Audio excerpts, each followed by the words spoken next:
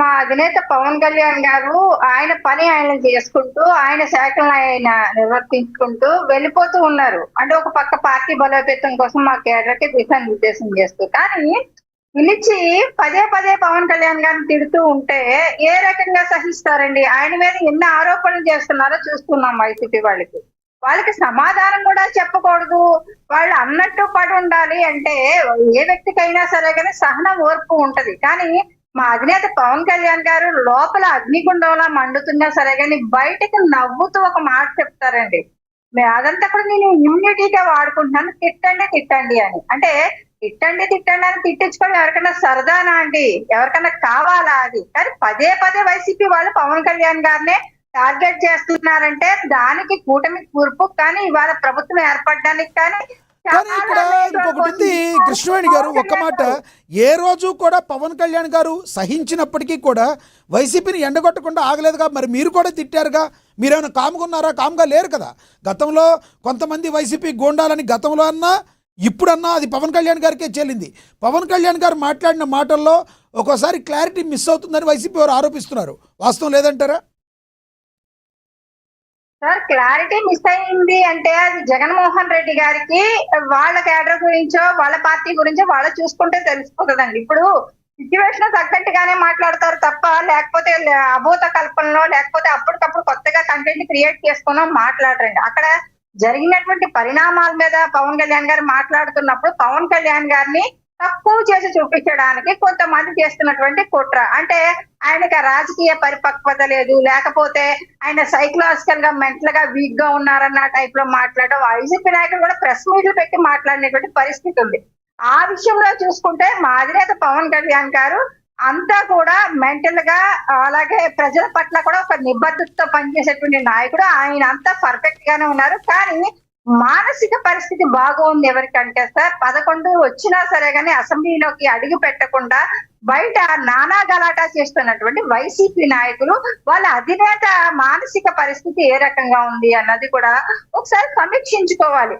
ఎందుకంటే మా అధినేత పవన్ కళ్యాణ్ గారు ఆయనకి ఇచ్చినటువంటి శాఖలు సమర్థవంతంగా నిర్వహిస్తూ ఉన్నారు. అలాగే వైసీపీ చేస్తున్నటువంటి ఎదురుదాడిని సమర్థవంతంగా ఎదుర్కొంటున్నారు. అలాగే మా క్యాడర్ కి పార్టీని బలోపేతం చేయడంలో కూడా ఆయన దిశానిర్దేశం చేస్తూ ఉన్నారు. అంటే అక్కడ క్యాడర్ కూడా మొన్న కూడా కాకినాడ మీటింగ్ లో చెప్పడం జరిగింది. పదే పదే వైసీపీ వాళ్ళు అబద్ధాన్ని ప్రజల్లోకి తీసుకెళ్లి ప్రభుత్వం మీద విపరీతంగా టార్గెట్ చేస్తున్నప్పుడు మీరు మాట్లాడండి అని మా జనసేన నేతలకి, ఎమ్మెల్యేలకి, ఎంపీలకి, ఎమ్మెల్సీలకి కూడా చెప్పడం జరిగింది. అలాగే ఇవాళ కేడర్ లో ఉన్నటువంటి మాకులాంటి నాయకులందరూ కూడా పార్టీ ఆఫీస్కి వెళ్ళినప్పుడు కూడా ఆయన వివరించడం జరిగింది. అంటే దేన్నైనా సరే మేము అనేక సార్లు లోపల చాలా బాధపడుతూ ఉంటాం వైసీపీ వాళ్ళు కానీ గారు గతంలో. ఇప్పుడు ఒకటి నిన్న పవన్ కళ్యాణ్ గారు మాట్లాడిన దానిలో అంటే మీరు శృతి మించి తిట్టొద్దు కానీ తిట్టిన వాళ్ళకి తిట్టుతోనే సమాధానం చెప్పాలని పరోక్షంగా చెప్పారు అనుకోవాలా? ఎందుకంటే పంతం నానాజీ గారిని అలా తిట్టమని నేను అనను అంటూనే అదేవిధంగా మీరు మాట్లాడితే మేము కామ్గా ఉండాలా, తూకం వేసినట్టుగా తిట్టాలి అంటారు అని చెప్పడాన్ని ఎలా చూస్తారు? ఒక ఉప ముఖ్యమంత్రి ప్లేస్లో ఉండి తిట్టుకి తిట్టు సమాధానం అని మీరు భావిస్తున్నారు అనే వాళ్ళకి ఏం చెప్తారు మీరు? లక్ష్మీనాథ్ గారు ఇక్కడ స్థానికంగా నాయకులు పంతం నానాజీ గారిని ఎంత టార్గెట్ చేసి మాట్లాడారో, ఆయన ఎన్ని భరించారో మా అధినేత పవన్ కళ్యాణ్ గారు మీరు తగ్గండి మన ప్రభుత్వంలో ఉన్నాం కాబట్టి ఆయన ఆపినటువంటి పరిస్థితి. మొదట్లో కూడా పంతం నానాజీ గారిని ఏ రకంగా టార్గెట్ చేసి ఆయన బతుకు తెరువు గురించి కూడా ఏ రకంగా మాట్లాడారు ఇక్కడ దూరంపూడి చంద్రశేఖర్ రెడ్డి గారు అన్నది ప్రజలందరికీ తెలుసు. అంటే ఆయన కుటుంబ చరిత్రని కూడా కించపరుస్తూ మాట్లాడినప్పుడు కూడా చాలా సహనం, ఓర్పుతో పంతం నానాజీ గారికి వ్యవహరించారు అధ్యక్షుల వారి మాట తీసుకుని. కానీ మిటి మీరు పోయి ఇంకా పదే పదే టార్గెట్ చేసి మాట్లాడుతున్నప్పుడు మీరు మాట్లాడండి అన్నప్పుడు మాత్రమే ఇక్కడ పంతం నానాజీ గారు బ్లాస్ట్ మాట్లాడడం జరిగింది. గతంలో కూడా పవన్ కళ్యాణ్ గారు ఎక్కడ పోటీ చేస్తే అక్కడ దూరంపూడి చంద్రశేఖర్ రెడ్డి గారు ఇన్ఛార్జ్ చేయించుకొని పవన్ కళ్యాణ్ గారిని ఓడిస్తానని శపథాలు చేసినటువంటి పరిస్థితి. అలాంటి టైంలో ఇప్పుడు మా నాయకత్వం చేతగాని వాళ్ళు కాదు కదండి. ఇప్పుడు ప్రజల చేత అత్యధికమైనటువంటి స్టేట్ లోనే సెకండ్ ప్లేస్ లో మెజారిటీ తీసుకొని గెలిచారు పంతం నానాజీ గారు. ఆయన ఇక్కడ క్యాడర్ ని బలోపేతం చేసుకోవడంలో కావచ్చు, ఆయన ఇంటి తలుపు ప్రజలు ఏ సమస్య ఉండి ఏ టైంలో వెళ్ళి ఆయన గడప ముందుకెళ్ళినా వాళ్ళకి న్యాయం చేస్తున్నటువంటి పరిస్థితి పంతం నానాజీ గారి దగ్గరికి ఏ సమస్య వెళ్ళినా పరిష్కారం అవుతుంది అన్నది ఇక్కడికి స్ట్రాంగ్ గా ఉంది కాకినాడ రూరల్. ఒక వాదన చాలా బలంగా వినబడుతుంది కృష్ణవేణి గారు ఒక వాదన చాలా బలంగా వినబడుతుంది. గతంలో పవన్ కళ్యాణ్ గారు చెప్పారు, మాట్లాడారు, మీ మీద దాడి కూడా జరిగింది గతంలోని. కృష్ణవేణి గారు మీరు కూడా దానిలో ఉన్నారనుకుంటా. కాకినాడలో గతంలో దాడి జరిగినప్పుడు భీమలా నాయక్ ట్రీట్మెంట్ అనేది ఇస్తాను అనేది సినిమా డైలాగ్ లాగా చెప్పారు. కానీ ఇప్పటి వరకు కూడా ప్రభుత్వం వచ్చాక ఎందుకు ఆయన మీద చర్యలు తీసుకోవట్లేదు? లోకల్గా ఉన్న జన సైనికులు అందరూ కూడా ఆయనతో కలిసిపోయారు, అక్కడున్న గతంలో ఉన్న వైసీపీ నేతతో కలిసిపోయి ఈ రోజున ఏమీ చేయలేకపోతున్నారు. అది చేస్తాం ఇది చేస్తాం తొక్కినారు తీస్తామని సినిమా డైలాగ్ చెప్పడం తప్పితే అక్కడున్న వారిని ఏమీ చేయలేకపోతున్నారు గత వైసీపీ నాయకుల్ని అనే ఒక ఆరోపణ ఉంది. వాస్తవం లేదంటారా? జన సైనికులు అనే వాళ్ళు ఎవరు కూడా అండి ఇక్కడ కాంగ్రెస్ నేతల్లో వైసీపీ నేతలతో కలిసిపోయారు, కుమ్మక్క అయిపోయారు అనే మాట మాత్రం అవాస్తవం. ఎందుకంటే వాళ్ళు ఎలా పోర్ట్రేట్ చేసుకున్నారు. కానీ జనసేన నాయకులు కావచ్చు, జన సైనికులు కావచ్చు, వీర మహిళలు కావచ్చు, వీళ్ళంతా కూడా మా జనసేన పార్టీలో ఉన్నటువంటి ఎమ్మెల్యే గారితోని ఇక్కడ ఉన్నటువంటి ఎంపీ గారితోనే ఉన్నారు తప్ప ఇది పవన్ కళ్యాణ్ గారు వచ్చినటువంటి కాకినాడ జిల్లా ఉదయశ్రీ ఎవరైతే ఉన్నారో తంగెళ్ళ ఉదయభాస్కర్ ఉన్నారో ఆయన మీదే ఆరోపణలు వస్తున్నాయి, మీ ఎంపీ గారి మీదే అనేక ఆరోపణలు వస్తున్నాయి. సార్ పని చేసే వాళ్ళ మీద ఆరోపణలు వస్తాయి. ఎందుకంటే ఇప్పుడు ఎంపీ ఉదయ్ శ్రీనివాస్ గారు ఉన్నారు, మా కాకినాడ పార్లమెంట్ ఎంపీ గారు. ఆయన చేస్తున్నటువంటి ఎన్ని కార్యక్రమాలు చేస్తున్నారన్నది ప్రజలందరికీ తెలుసు. కేంద్రం నుంచి ఎన్ని ఫండింగ్ తెచ్చి ఇక్కడ కొత్త కొత్త టెక్నాలజీతో కాలేజీలు ఏర్పాటుతో పాటు స్కాలర్షిప్లు ఇచ్చే విధంగా కూడా ఆయన ఏ రకంగా పనిచేస్తున్నారన్నది కూడా ప్రజలలో తెలుసు. ఇక్కడ అందరికీ కూడా గతంలో ఇక్కడ వంగారు గీతా గారు కూడా పనిచేశారండి. కానీ ఆ రోజు వైసీపీ నాయకులు ఎవరు కూడా మిగతా వాళ్ళ కానీ వాళ్ళని ప్రశ్నించలేదు. ఇవాళ పని చేస్తున్నటువంటి ఎంపీ గారిని ప్రశ్నిస్తారు, పని చేస్తున్నటువంటి ఉప ముఖ్యమంత్రి గారిని ప్రశ్నిస్తారు, పని చేస్తున్నటువంటి పంతం నానాజీ గారిని కూడా ప్రశ్నిస్తున్నటువంటి పరిస్థితి. పని చేయని వాళ్ళని ఎవరు ప్రశ్నించేస్తారు, వాళ్ళ మీద ప్రశ్నల వర్షం కురుస్తుంది అంటే కనుక. చివరిగా ఒకటి చెప్పండి కృష్ణవేణి గారు, కూటమి ప్రభుత్వం ఒకటి చెప్పండి చివరిగా, కూటమి ప్రభుత్వం అత్యద్భుతంగా పాలిస్తుందని మీరు భావిస్తున్నారా? ఇంకా కొన్ని లోటుపాట్లు ఉన్నాయని మీరు భావిస్తున్నారా? నిర్ముఖమాటంగా చెప్పాలి మీరు. గత ప్రభుత్వం కంటే ఏ మేరకు కూటమి ప్రభుత్వం సక్సెస్ అయిందంటే ప్రజలకు ఏం చెప్తారు మీరు? లక్ష్మీనాథ్ గారు ఒక విషయం చెప్తానండి. ఇక్కడ లాకప్ డెత్ విషయంలో ప్రజాస్వామ్యంలో వస్తున్నటువంటి ఈ సాయి కృష్ణ లాకప్ డెత్ అనేటువంటి విషయంలో ప్రభుత్వం సమాధానం చెప్పుకునే పరిస్థితుల్లో కానీ తలదించుకునేటువంటి, అంటే ఇందాక కృష్ణాంజనేయులు గారు ఆయన చెప్పడం జరిగింది. అంటే ఆయన చాలా వ్యాలిడ్ పాయింట్స్ చెప్పారు సార్. అంటే మనల్ని కొన్నిసార్లు విమర్శిస్తున్నారు విశ్లేషకులు, అంటే దాన్ని కూడా మనం మేము పాజిటివ్ గా తీసుకోవాల్సినటువంటి అవసరం ఉంది. ఎందుకంటే ఎవరికి కూడా రైట్ లేదు. లాకప్ డెత్ నిజంగా క్రిమినలే కావచ్చు, ఎంత పెద్ద నేరస్తుడైనా సరే కానీ దానికి చట్టాలు ఉన్నాయి, న్యాయస్థానాలు ఉన్నాయి, అవి శిక్షలు వేస్తాయి. అంతేగాని ఒక సీఏకి ఏం అధికారం ఉంది సార్ లాకప్ డెత్? ఈ మాటని మీ అధినేత బలంగా ఎందుకు చెప్పలేకపోతున్నారు? అన్ని సార్లు అన్నారు కానీ మీ నేత ఎందుకు ఆ సీఐ గారి మీద గట్టిగా చెప్పలేకపోతున్నారని కృష్ణాంజలి గారు ప్రశ్నిస్తున్నారు. కృష్ణాంజలి గారే కాదు, ఎవరైనా కూడా సామాన్య ప్రజలు కూడా అదే అడుగుతున్నారు. ఎందుకు మీ పవన్ కళ్యాణ్ గారు ఇలా ఉంది, నేర చేరుతుంది అని చెప్తున్నారు కానీ సిఐ చేసింది కూడా తప్పే అని చెప్పి గట్టిగా ఎందుకు చెప్పట్లేదు? కూటమి ప్రభుత్వానికి బ్యాట్ వస్తుందనా లేదంటే ఆల్రెడీ వచ్చిందనా?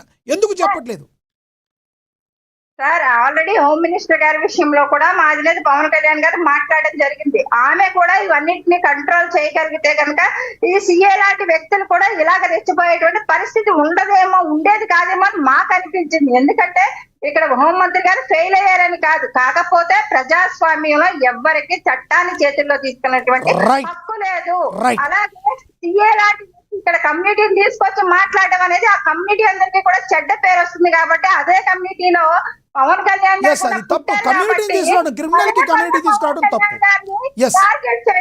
అది తప్పనే కులానికి నన్ను కట్టేయొద్దు అని ఆయన చెప్పడం జరిగింది తప్ప ఇక్కడ కాపులకు అన్యాయం జరిగితే నేను మాట్లాడను, వేరే కమ్యూనిటీకి మాత్రమే జరిగితే నేను మాట్లాడతాను ఆయన ఎప్పుడు అనలేదు సార్. ఏ కమ్యూనిటీకి అన్యాయం జరిగినా సరే కానీ మేము కూడా, ఇంక్లూడింగ్ మేము కూడా ఫస్ట్ మాట్లాడతాం. ఇప్పుడు మా కమ్యూనిటీ అనే కాదు, ఇప్పుడు డ్రైవర్ సుబ్రహ్మణ్యం అనేటువంటి వ్యక్తి డోర్ డెలివరీ చేస్తే చంపి అనంతబాబు డోర్ డెలివరీ చేసినప్పుడు కూడా అనంతబాబు మా కమ్యూనిటీ అయినా సరే కానీ మేము దళితుల పక్షాన్ని నిలబడి పోరాటం చేశాం. కాదండి, అదే అనంతబాబు కమ్యూనిటీ అయినా ఒక దళితుడు చనిపోయాడని అప్పుడు రాజకీయంగా మీకు టీడీపీను జనసేన యూజ్ చేసుకోలేదా? ఇప్పుడు కాపు కమ్యూనిటీ అని వాళ్ళు రాజకీయం చేస్తే మీకు నొప్పి వచ్చింది ఏంటి అని అడిగే వాళ్ళకి సమాధానం ఏం చెప్తారు మీరు?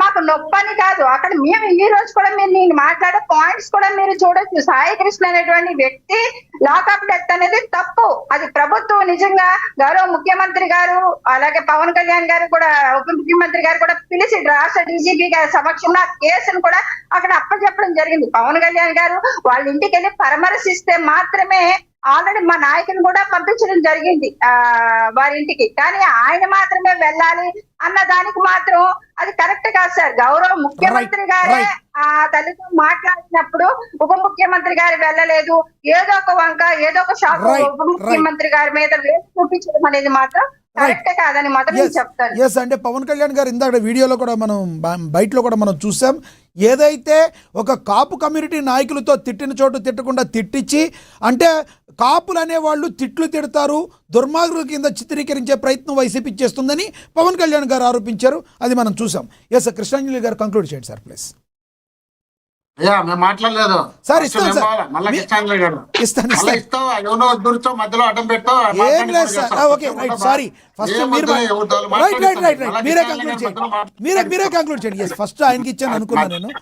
మీరే కంక్లూడ్ చేయండి. రైట్, మీరే పరిరక్షణ కమిటీ అనేది ఒకటి వేసినాం వైఎస్ఆర్ కాంగ్రెస్ పార్టీ తరఫున. రైతులు మా దగ్గరకు వచ్చి వేడుకుంటే, అయ్యా మాకు అన్యాయం జరుగుతుంది, మేము భూమిని ఈదలుచుకోలేదు, ఈకున్నా కూడా బలవంతంగా లాక్కుంటున్నారు, మా భూములకు అధికారులు కూటమి నాయకులు కలిసి ఈని భూములకు నీళ్లు వదిలి అక్కడ పాడు చేస్తున్నారు, మీరు మమ్మల్ని కాపాడండి అని వైఎస్ఆర్ కాంగ్రెస్ పార్టీ తరఫున మమ్మల్ని అడిగితే, మేము అక్కడ సిఆర్డీఏ పరిరక్షణ కమిటీ అనేది రైతుల తరఫున ఒక కమిటీ వేసుకొని ఆ కమిటీ అక్కడికి వెళ్ళడానికి ప్రయత్నం చేస్తే లోకేష్ గారికి సంబంధించినటువంటి గూండాలకు ముందే తెలుసు కాబట్టి లోకేష్ గారి పిఏ అధికారులందరినీ పెట్టి మేనేజ్ చేసి స్వయంగా వాళ్ళే కొట్టించిన తర్వాత మళ్ళీ మా వాళ్ళపైనే ఎస్సీ ఎస్టీ అట్రాసిటీ కేసు పెట్టినటువంటి నీచమైన చరిత్ర వాళ్ళకు ఉండి కూడా వాళ్ళు నీతులు చెప్పుకుంటూ వస్తారంటే మీరు అంటే వాళ్ళు మాట్లాడుకుంటూ పోతున్నారు. మీ ఇంటికి మా ఇల్లు దూరం, మా ఇంటి మీ ఇల్లు అంతనే కూటమి నాయకులు గుర్తు పెట్టుకోవాలి. కృష్ణాంజలి గారు ప్రశ్నించింది అదే సార్, మిమ్మల్ని జగన్మోహన్ రెడ్డి గారికి అది ఎందుకు గుర్తు లేదు కాదు సార్. మీ ఇంటికి మా ఇల్లు ఎంత దూరమో మా ఇంటికి మీరు ఇల్లు అంతే దూరమని చెప్పారు కదా. జగన్మోహన్ రెడ్డి గారు గతంలో మనోభావాలు దెబ్బతిని అని అడిగారు కదా, ఇప్పుడు ఎందుకు గోల చేస్తున్నారని ఆయన అడుగుతున్నారు. సార్, నేను ఎవరినైనా ఒటిగానే ట్రీట్ చేస్తా, మీరు నా మీద మీరే మాట్లాడండి. ఇందాక కృష్ణాంజలి గారు అదే అడిగారని చెప్తున్నా. క్వశ్చన్ అడిగితే మీకు ఇబ్బందులు వచ్చేస్తాయట కదా సార్, సమాధానం చెప్పలేరా? అందరికీ వేసాం క్వశ్చన్లు, ప్రజల గొంతుకే మా గొంతుకే. మేము మాట్లాడుకుంటే అర్థం చెప్పాలనే. ఇప్పుడు విజయశేఖర రెడ్డి గారు చెప్తున్నారు, ఏందేందో పెద్ద నీతులు చెప్పుకుంటూ వస్తున్నారు, మేమేదో చేసినామంట, తప్పులు ఏం తప్పులు చేయలేదంట, జగన్మోహన్ రెడ్డి గారు ఏదో చేసినారంట, జగన్మోహన్ రెడ్డి చేసిన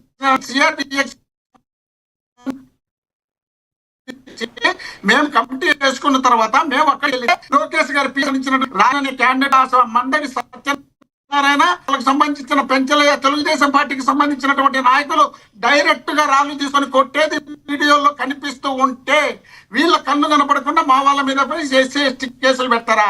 వీళ్ళు నీతులు చెప్తారా? ఇష్టం వచ్చినట్టు ఇంట కూర్చోవాలా?